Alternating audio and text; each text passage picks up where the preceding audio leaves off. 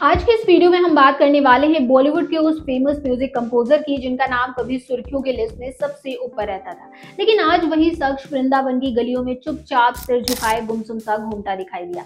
जी हाँ, हम बात कर रहे हैं पलाश मुच्छल की। पिछले कुछ दिनों से सोशल मीडिया पर एक वीडियो तेजी से वायरल हो रहा है। उसमें साफ दिख रहा है कि पलाश मुच्छल, जो कभी रेड कारपेट पर चमकते थे, आज साधारण कुर्ता पैजामा पहने बिना किसी बॉडीगार्ड के बरसाना के राधा रानी मंदिर के बाहर भीड़ में खड़े हैं। ना कोई कैमरा, ना कोई फैन फॉलोइंग, बस सिर झुका हुआ, सिर, आंखें नम। लोग बता रहे हैं कि वो प्रेमानंद जी महाराज के सत्संग में भी गए थे, वहां भी वो सबसे पीछे बैठे थे चुपचाप। किसी ने पहचाना तो पास जाकर फोटो मांगी, लेकिन पलाश भाई ने बड़े अदब से मना कर दिया। बोले, आज यहाँ फोटो के लिए नहीं आया हूँ भाई। अब सवाल ये उठता है, आखिर ऐसा क्या हुआ जो एक सफल म्यूजिक डायरेक्टर जिसने आशिकी 2, कबीर सिंह, एनिमल जैसे सुपरहिट एल्बम दिए, अचानक सब छोड़ छाड़ कर वृंदावन भाग गया? क्या वाकई वो अपने पाप धोने आए हैं, या कोई गहरी मानसिक या पारिवारिक परेशानी है? पलाश मुच्छल और उनकी बहन पलक मुच्छल हमेशा से ही सुर्खियों में रहे हैं। पलक ने तो बचपन से ही गाना गाकर गरीब बच्चों के दिल के ऑपरेशन के लिए करोड़ों रुपए जुटाए। पलाश भी हमेशा धर्म कर्म में आगे रहे, लेकिन पिछले 2-3 सालों में कुछ ऐसा हुआ जो शायद उन्होंने कभी सोचा भी नहीं था।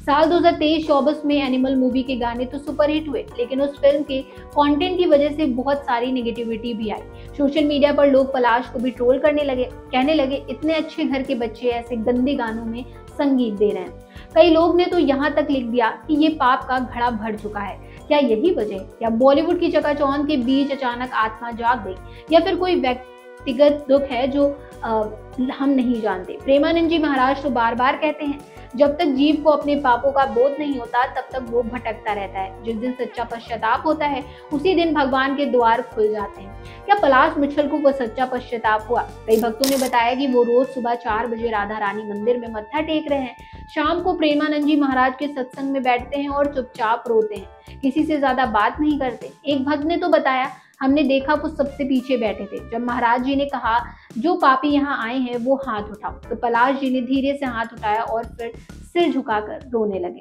दोस्तों, एक बात और जो सोशल मीडिया पर बहुत तेजी से चर्चा में है, वो ये कि पलाश मुच्छल की जिंदगी में पिछले कुछ समय से स्मृति मंधाना का नाम बहुत जोर शोर से जुड़ा हुआ है।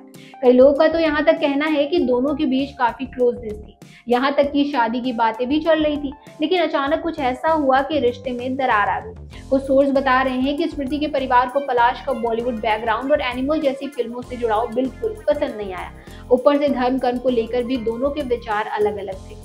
कहा तो ये भी जा रहा है कि ब्रेकअप के बाद पलाश पूरी तरह टूट गए, आत्मा में एक गहरा खालीपन महसूस होने लगा और इसी दर्द को भरने के लिए वो सीधे वृंदावन भागे, प्रेमानंद जी महाराज की शरण में गए।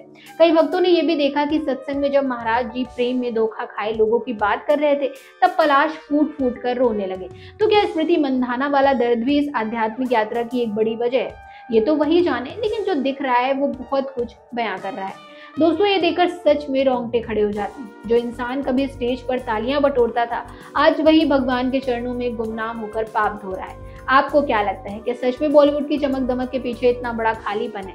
क्या पैसा शोहरत के बाद भी इंसान को सुकून नहीं मिलता?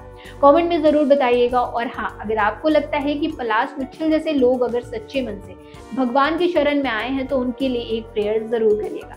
हो सकता है यही उनकी जिंदगी का टर्निंग पॉइंट है।